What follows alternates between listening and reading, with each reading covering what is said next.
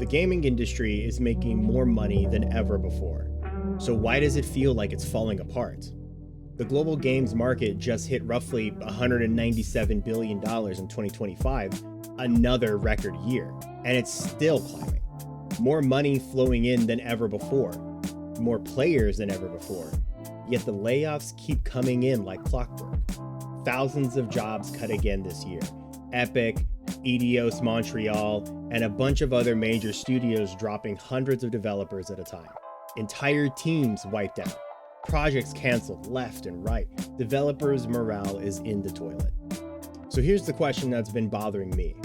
How the hell is an industry printing record money still in permanent crisis mode? People like to throw around the usual excuses, market saturation or rising development costs or post-COVID correction.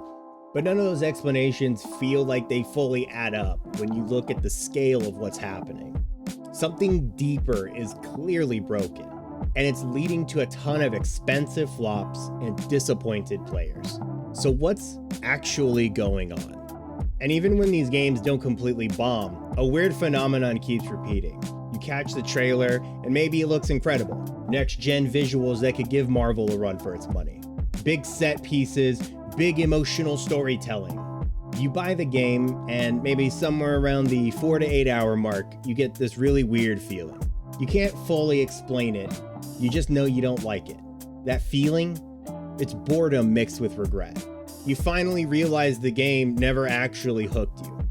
It looked appealing, but the story feels formulaic and trite. The combat feels flat, sterile, and impactless. To put it simply, it feels mid as It looks like a blockbuster ready to break records, but it plays like it's trying to ice skate with ankle weights. The change across generations is noticeable. A lot of AAA studios seem way more focused on creating a flashy trailer and avoiding online backlash than making something their core audience would actually love.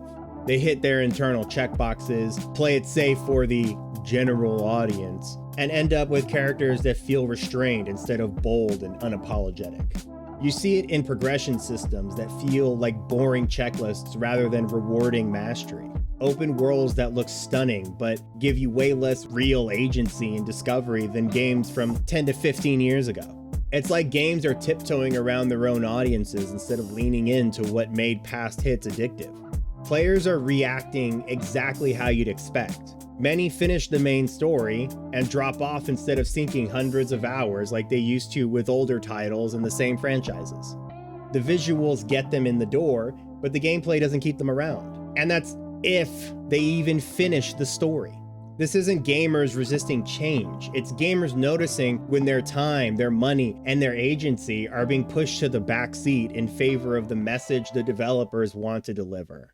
And it's that quiet sense of betrayal that's making so many AAA games feel this way, even when they're visually and technically impressive. This mismatch between studio priorities and audience expectations isn't harmless. It's expensive. Dragon Age The Veilguard had strong production values but only engaged about 1.5 million players in its first couple months, nearly 50% below EA's internal targets for a major BioWare title. A franchise with deep history fell well short. Concord was even more brutal.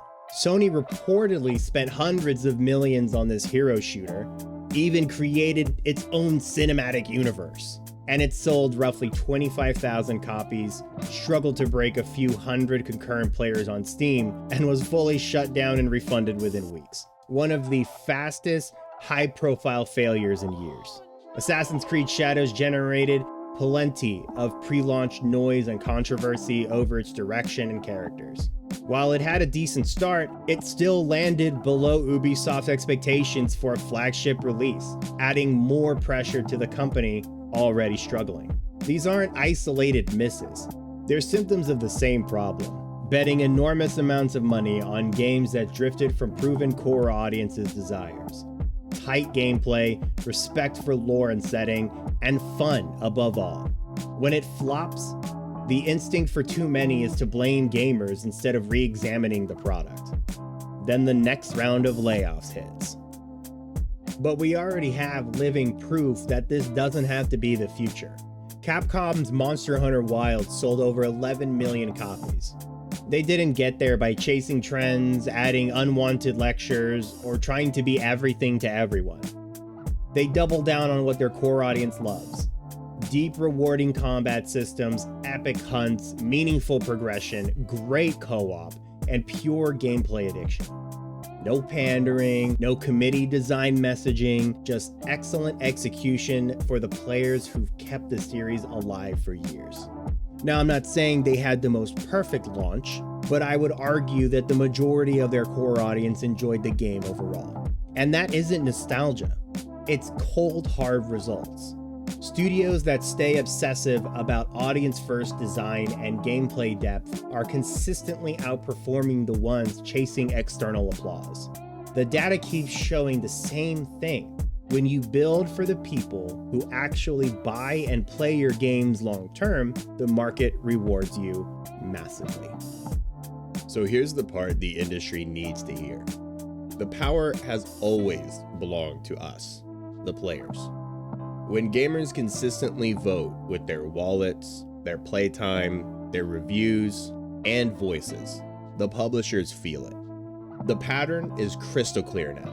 Prioritize core fun, depth, respect for your actual audience, and you will win big. But chase clout, ignore them, or put things or do things that they're not accepting into the media that they're purchasing, and you will pay for it, sometimes spectacularly. The fix is straightforward. Go back to audience-first development. Obsess over gameplay, player agency, and delivering what your core audience actually wants. Stop treating gamers like problems to be managed or bigots to be lectured. Stop chasing validation from people who don't buy the games. This industry isn't dying because of greed or outside forces. It's been wounding itself by drifting away from its most loyal supporters. Put gamers back at the center, where we belong, and the hits will return. The layoffs might slow down, and the passion will come back. If you're tired of these games that are being put out by these Western developers and are just getting constantly disappointed, you already know what to do. Support the titles that deliver. Be loud about what doesn't. Your voice and your money actually matter now more than ever, and the renaissance starts with us. So if you enjoyed my breakdown, go ahead and smash that like button. Drop a comment below. What's the biggest flop you've seen lately? Do you think gamer feedback can actually force the industry to change course? And which studios are still getting it right, so we can keep an eye on them? Share this video with your friends if you want more people to see the truth behind the layoffs. Stay safe out there, keep holding the line, and I'll see you in the next one. Peace.